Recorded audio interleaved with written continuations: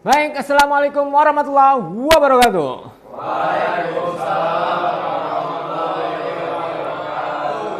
Selamat pagi semuanya. Pagi.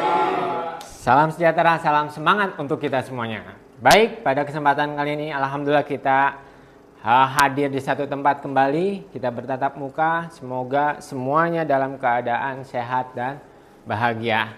Baik, ketemu lagi dengan Bapak di pelajaran bahasa Indonesia. Oke, kita akan lanjutkan pertemuan kita yang sebelumnya kita sudah perkenalan di kelas 12 ini. Kita akan lanjut ke materi ya yang memang sebelumnya sudah kita sepakati. Baik, untuk sebelumnya kita agar lebih kondusif apa yang ingin kalian rencanakan, harapkan pada kesempatan pagi ini itu bisa berjalan dengan lancar, maka kita harus berdoa terlebih dahulu. Silakan dipimpin oleh Hafiz untuk berdoa. Sebelum kita mulai, kita berdoa mulai.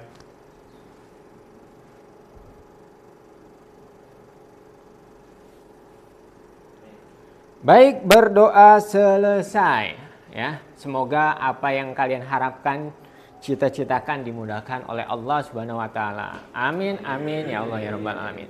Baik, pada kesempatan kali ini Bapak juga harus absen terlebih dahulu. Kira-kira hari ini hadir semuanya? Hadir semua, Pak. Kayaknya ada satu orang, si Rasya. Mana Rasya? Toilet. Oh, toilet dia. Oke, hadir semuanya ya, tapi Rasya ke toilet. Baik, save semuanya. Oke. Baik, kita akan masuk ke materi kita yang pertama ini di kelas 12. Kita akan lanjutkan ke materi selanjutnya, yaitu mengkritisi informasi tokoh ya. Bab pertama. Baik, untuk kelas 12. Oke, kita akan lihat juga tujuan pembelajaran dari materi ini atau bab 1 ini, yaitu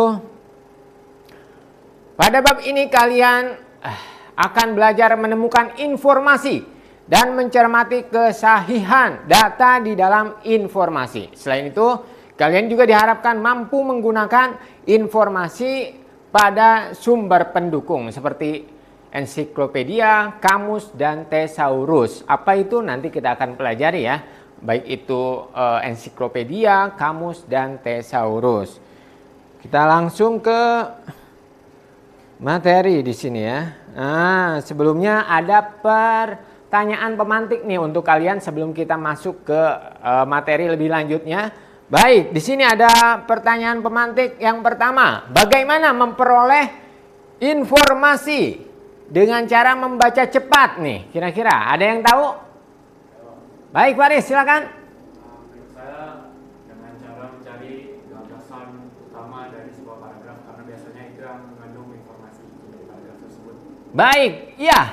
Itu jadi betul sekali untuk memperoleh informasi dengan cara membaca cepat, kita harus menemukan gagasan utama atau gagasan pokok atau gagasan inti dari suatu wacana atau paragraf. Betul sekali Faris.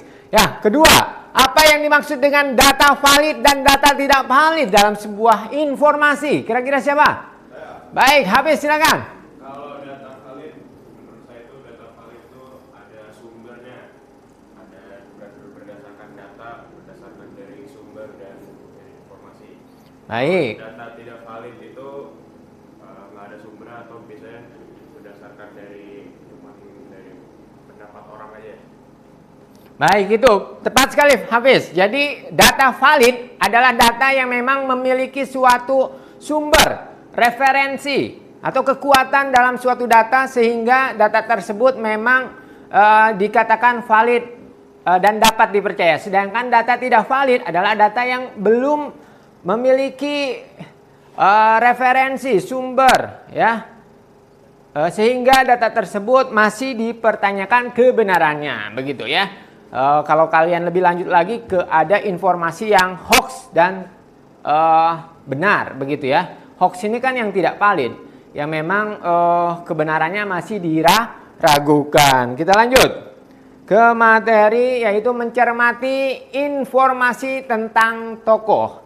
Di sini tujuan pembelajarannya adalah mengolah informasi dan memahami bagian-bagian yang saling berhubungan dengan cara membaca cepat.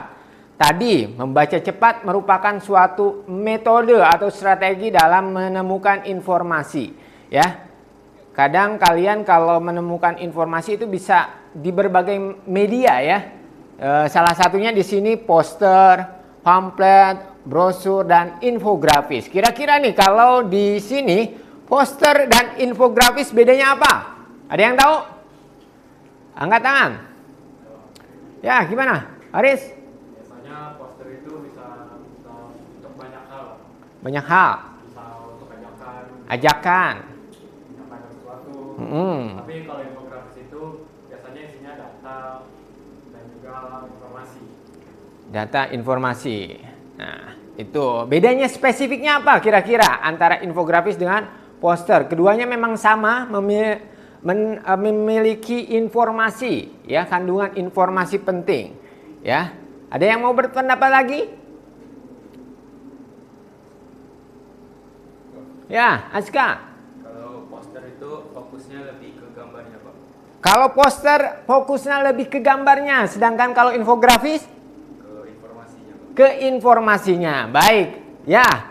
Jadi kalau infografis itu sebenarnya itu adalah gabungan dari dua kata, info dan grafis. Berarti infografis itu menyampaikan informasi dengan grafis-grafis atau tampilan yang lebih menarik dibandingkan poster. Dan tadi menurut Faris juga bahwa poster itu berisi ajakan.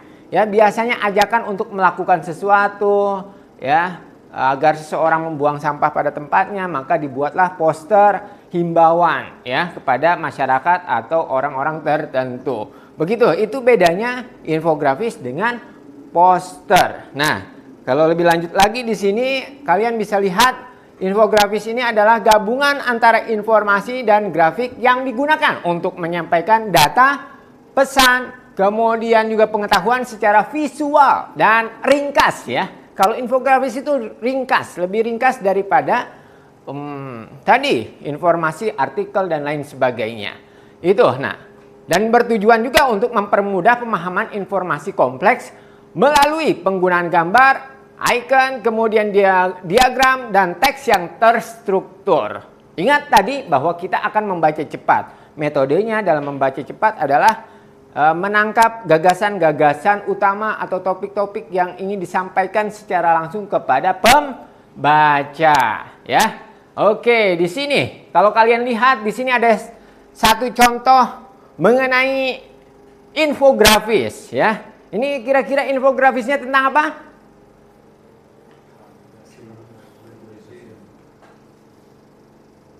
Angkat tangannya, ya. Gimana? Nah, Hans Begu Jasin. Ini berarti tentang tokoh, ya. Berarti infografisnya mengenai tokoh sastra ini, Hans Begu Jasin atau HB Yasin, ya. HB Yasin. Berarti di sini ada beberapa hal yang bisa dibaca. Silakan, ada yang mau membacakan infografis ini? Kita coba zoom. Nah, ada yang mau membacakan dari atas ke bawah?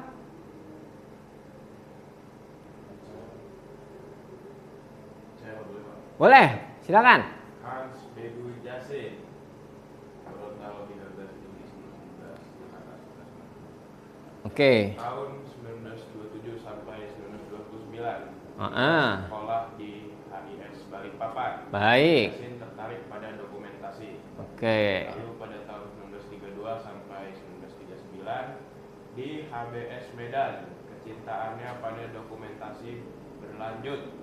Selesai sekolah, ia ke Jakarta menemui Sultan Takdir Ali Syahbana. Ali Syahbana. Oke. Lalu pada tanggal 1 Februari 1940, Yasin ke Balai Pustaka membawa surat dari Sultan Takdir Ali Syahbana dan Baik. beberapa tulisan-tulisannya yang pernah diterbitkan. Hal itu memuluskan jalannya bekerja di Balai Pustaka.